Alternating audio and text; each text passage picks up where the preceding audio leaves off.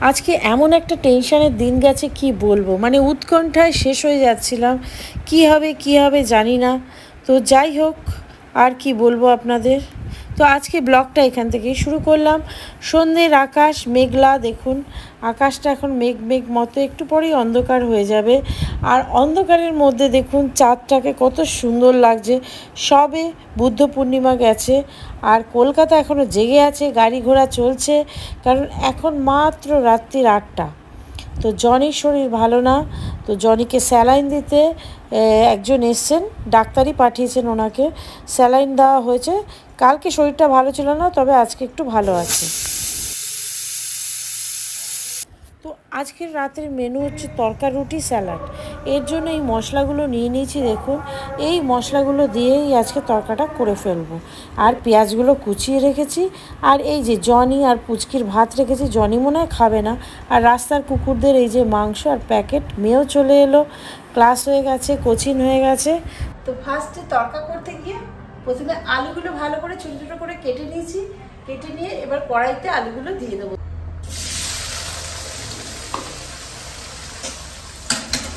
একটুখানি আদা আর রসুন ভালো করে থেতো করে নিয়েছি। এই যে এইটা একটু ভাজা ভাজা এর মধ্যে দিয়ে দেবো।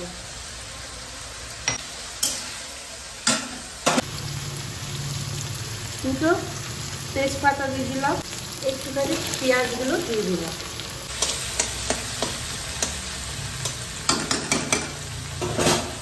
কাশ্মীরি লঙ্কার গুঁড়ো, এটা হচ্ছে মিট মশলা, এটা গরম মশলা, এটা চানা মশলা, আর একটু কস্তুরি মেথি।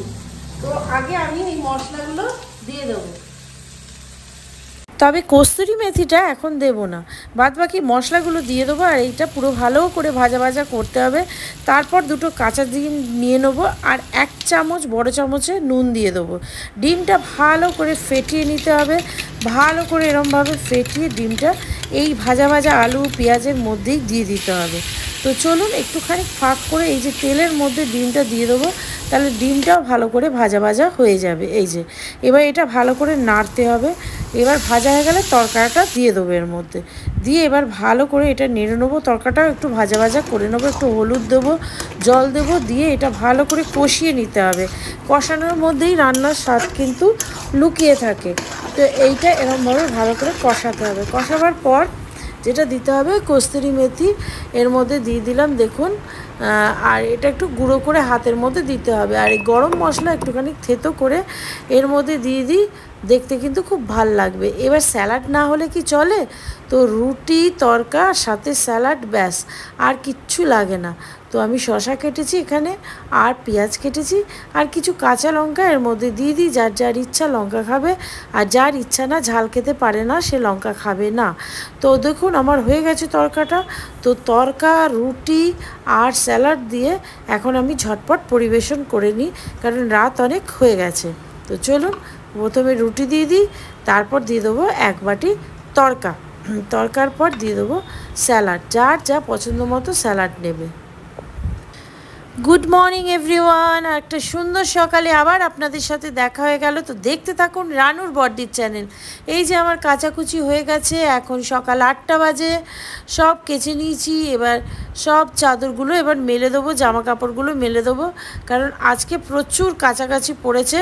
আর আমি ঠিকই করেছিলাম যে ভোরবেলা ভিজিয়ে দেবো এবং একটু বেলা হলে কেচে নেবো। তো এই যে আমার কাঁচা হয়ে গেছে, এবার আমি এগুলো মেলে দিচ্ছি। এবার করব সকালের জলখাবার আর দুপুরের রান্না। তো চলুন, মনটা আমার ভালো নেই, কারণ মায়ের ব্যাপারে আপনাদের বলবো কি হয়েছে আমার মায়ের। তো আমার ঝটপট সব মেলা হয়ে গেল। এই যে সুন্দরভাবে মেলে দিয়েছি সব, এটা তাড়াতাড়ি শুকিয়ে যাবে। ওদিকে রান্নাঘরে যাই, এই যে ভাত বসিয়ে দিয়েছি, এই যে কড়া চাপিয়ে দিয়েছি। এবার হবে দুপুরের রান্না, চিংড়ি মাছ দিয়ে হয়ে যাবে। আজকে বেশি কিছু করব না, এই চিংড়ি মাছের মালাইকারি করব, নুন হলুদ মিশিয়ে এটা রেখে দিয়েছিলাম। এবার একটু ভাজা ভাজা করব। ভাতের মাঠটা গেলে নিলাম। এবার আমি মাংসটা হয়ে গেছে কুকুরের, আর এই যে 1 ডেচকি ভাত আর চিংড়ি মাছে এই সর্ষে বাটাটা দিয়ে চিংড়ি মাছ করব। ওদিকে ডাল হচ্ছে আর টমেটোর চাটনি। চিংড়ি মালাইকারি আমার হয়ে গেছে। আজকে খুব সিম্পল রান্না করেছি, জানেন তো। মনটা আমার একদম ভালো নেই। কেন ভালো নেই এক্ষুনি বলছি আপনাদের। তো এই যে চিংড়ি মাছের মালাইকারিটা হয়ে গেছে, এবার ডালও হয়ে গেছে, ডালটাও দিয়ে দিলাম। ডাল মুসুর ডাল করেছি, আর কোনো ডাল করিনি। এটাই ভালো, আজকে কম সম হয়েছে। আর এই ঢ্যাঁড়সগুলো দিয়ে একটু ভাবলাম ভাজা করিনি। প্রথমে ভেবেছিলাম যে এইটাই দিয়েই হয়ে যাবে, চিংড়ি মাছের মালাইকারি আর ডাল, কিন্তু তারপর ভাবলাম না, একটু ঢ্যাঁড়স ভাজাও করে নিই আর টমেটোর চাটনি। তো চলুন ঝটপট এই ঢ্যাঁড়স ভাজাটাও করে নিই। আর বেশিক্ষণ তো লাগে না ঢ্যাঁড়স ভাজা করতে, ঢ্যাঁড়স ভাজাটা সবাই খায়। তো এই যে নুন হলুদ দিয়ে ঢ্যাঁড়স ভাজা, ওদিকে আমের চাটনি হচ্ছে। রান্না কমপ্লিট। এবার আমি আলমারি গোছাবো। অনেক দিন ধরেই ভাবছি আলমারিটা গোছাবো। চুড়িদারের আলমারি একটা করব জায়গা, আর শাড়ির একটা। এই যে আমার সব শাড়ি, এই যে এগুলো স্টকে রয়েছে। আর এই শাড়িগুলো সুন্দর করে সাজিয়ে রাখি। সায়া ব্লাউজগুলো যখন যেরকম ইচ্ছা হবে টুক করে বার করব আর পরে নেবো। আমার শাড়ি পরতে ভীষণ ভালো লাগে। তো এই যে ছোট আলমারিটা আছে বাইরের দিকে, এই আলমারিটার মধ্যে সব শাড়িগুলো নিয়ে আসবো, আর ওই আলমারিতে সব চুড়িদারগুলো থাকবে। দু জায়গায় দুটো ভাগ করে দেবো, তাহলে আর কোনো অসুবিধা হবে না। তবে হ্যাঁ, মেয়ে যখন টেনে টেনে বার করে দেখার মতো, সব এলোমেলো হয়। একটু সন্ধ্যেবেলা চা খেয়ে নিচ্ছি। চা খেয়ে নিয়ে তারপর মাকে দেখতে যাব। আপনাদের বলা হয়নি, মা নার্সিংহোমে ভর্তি। আমার ভর্তি হয়েছে, ডিডি ট্রেনিং হয়েছে, ওই জন্য মাকে দেখতে যাব। দাদা আসবে 6টার সময়, আমাকে নিয়ে যাবে ওর গাড়িতে, সেটা আপনাদের বলা হয়নি। তো কেমন আছে মা দেখে আসি, আর দেখতে থাকুন রান্নার বর দিচ্ছি।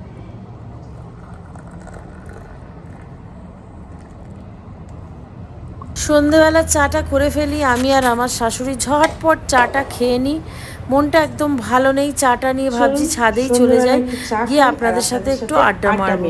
তো শাশুড়ি মাকে শাশুড়ি মার চাটা দিয়ে দিই। বারান্দায় বসে রাস্তা দেখছে। আর এই যে পুচকি সোনা লুসি, রানু ওর নাম দিয়েছে। যত নজর আমার গার্ডারের দিকে, দেখুন গার্ডারটা নিয়ে চলে যাবে, কিছুতেই গার্ডার দেবে না। ও গার্ডার নিয়ে খেলবে সবসময়। আর এই গার্ডার মুখ থেকে টেনে নেওয়া যাবে না, হাতে একদম কামড়ে দেওয়ার চেষ্টা করে। যাই হোক, ওর জগৎ নিয়ে খেলছে। আমি আর কি করব বলুন। এবার একটু ছাদে যাই, মনটা ভালো লাগবে। চায়ের কাপটা নিয়ে চলুন ছাদে যাই। এই যে ছাদে এসে চা খাচ্ছি আর রাস্তা দেখছি, মানে সিনারি দেখছি।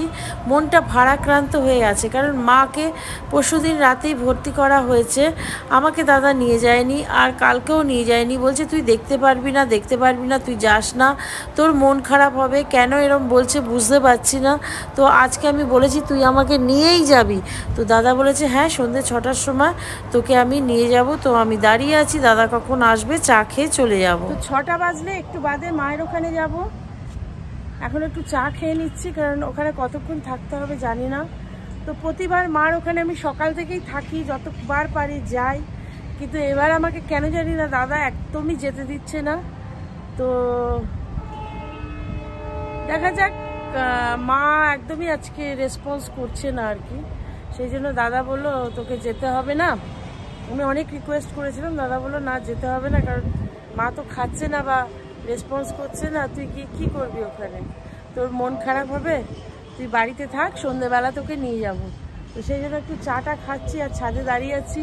আর ছোটোবেলার কথা, মায়ের কথা চিন্তা করছি, যে মা কতটা স্ট্রাগল করে আমাদের দুই ভাই বোনকে বড় করেছে। সেগুলো ভাবছি যে মা না থাকলে আজকে আমরা এই জায়গাটায় পৌঁছতে পারতাম না। তো যাই হোক, মার কি কন্ডিশন, কি অবস্থা শুনেছি আমি যাই নার্সিংহোমে, গিয়ে আপনাদের দেখাবো, আপনারাও বুঝতে পারবেন।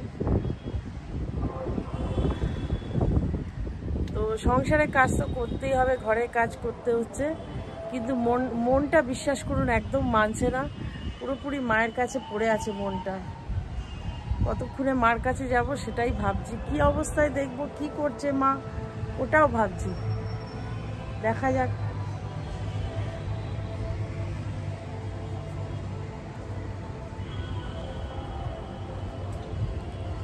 যাচ্ছি মার কাছে, দেখি মা কেমন আছে। দাদা গাড়ি নিয়ে এসছে, আমি বেরিয়ে যাচ্ছি। তো দাদা গাড়ি নিয়ে চলে এসছে। এই রাস্তায় জ্যামে আটকা আছি, রাস্তা পার হব। আর মনটা ওদিকেই পড়ে আছে। দাদা তো আমায় কিছুই বলছে না, মাকে কি দেখেছে। ও কিন্তু গেছে, কালকেও গেছে, সকালেও গেছে, বৌদিও আমায় বললো, দাদাও বললো যে দাদা 2বার 3বার করে যাচ্ছে, কিন্তু আমাকে কেন নিয়ে যাচ্ছে না আমি বুঝতে পারছি না। যাই হোক, এখন যাচ্ছি, মনটা উৎকণ্ঠায় ছেয়ে আছে মাকে দেখব বলে। আনন্দ হচ্ছে, মার কাছে যাচ্ছি, কিন্তু মার কি পরিস্থিতি বুঝতে পারছি না। আর মাকে কখনো আমি একা ছাড়িনি, যত মানে কষ্টই হোক আমার, যত অসুবিধাই হোক, মার যখনই বিপদ এসছে বা মা অসুস্থ হয়েছে আমি ছুটে গেছি সব সময়। আর গিয়ে যতটা পেরেছি মার জন্য করেছি। থেকে থেকে খালি সিগন্যাল দিচ্ছে। এই যে এখানটা গাড়িটা দাঁড়িয়ে আছে, আমার যেন আর সময় কাটছে না কতক্ষণ মার কাছে যাব বা পৌঁছবো। আর মনে একটা যেন উৎকণ্ঠাও রয়েছে, কি হলো বুঝতে পারছি না। যাই হোক, গাড়ি ছেড়ে দিয়েছে, ভালোই ভালো এখন পৌঁছতে পারলে বাঁচি, আমার আর সময় কাটছে না। তো যাই হোক, দাদা বলল ডাক্তাররা দেখছে, তুই চিন্তা করিস না, ভালো হয়ে যাবে মা। কিন্তু জানেন মন আমার মানছে না।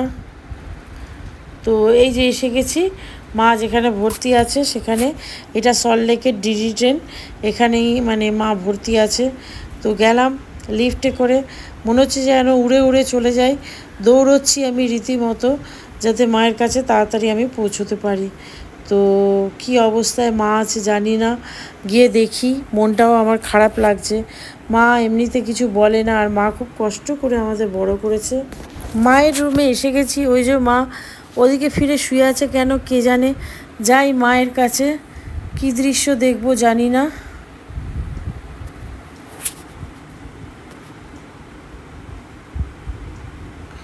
আমার বলার আর কিছু ভাষা নেই, মায়ের কোনো সেন্স নেই। চতুর্দিকে নল লাগানো, মা একদম ঘুমিয়ে আছে। আমি আর কিছু বলতে পারছি না, মানে আমার ভাষা আটকে যাচ্ছে, কি বলবো আপনাদের। আর মন ভীষণ খারাপ লাগছে। এই মা খুব সাহসী ছিলেন এবং আমাকে আর দাদাকে খুব কষ্ট করে বড় করেছেন। আমি সেই পুরনো কথাগুলোই ভাবছি আর বসে আছি। প্রতিবার আসলেই মা আমাকে জিজ্ঞেস করে, এত দেরি করে আসলি কেন, অথবা কান্নাকাটি জুড়ে দেয় না আসলে। কিন্তু আজকে মা কিছুই বলছে না, ঘুমিয়ে আছে। আর আমি অনেকবার ডাকলাম মাকে, মা কোনো সাড়াই দিল না। তো এভাবেই বসে আছি। মাকে ছাড়া আমাকে আজকে ফিরে যেতে হবে, স্বার্থপরের মতো মাকে এখানে রেখে। অন্যবার মা বলে তাড়াতাড়ি চলে আসবি বা রাত্রে থাক। আজকে আর মা কিছুই বলছে না। ডাক্তার আমাকে বলল আপনাকে থাকতে হবে না, চলে যান, কারণ ওনার কোনো তো রেসপন্স নেই সেভাবে। তো কি আর করব, মনের কষ্ট মনেই রেখে চলে এলাম। পরাজিত মেয়ে আমি। মাকে বাড়ি নিয়ে আসতে পারলাম না, মা ঘুমিয়ে আছে। মনটা আমার উথালি পাতালি করছে। রাস্তা দিয়ে আসছি দাদার সাথে, আর ভাবছি যে মার কাছে থেকে গেলেই হতো, অথবা মা কবে ফিরবে এসবও ভাবছি। ভাবতে ভাবতে চলে এলাম বাড়ির কাছে। আজকে আর ভিডিও এন্ড করতে ইচ্ছা করছে না, কারণ শরীরে আর শক্তি নেই। মা আমার সাথে একটা লাইনও কথা বলেনি, মনটা একদম খারাপ হয়ে রয়েছে। আর কি আর বলবো বলুন। ঠাকুরের কাছে প্রার্থনা করি মা যেন ফিরে আসে, মা যেন ফিরে আসে, মা যেন ফিরে আসে, এটুকুই প্রার্থনা।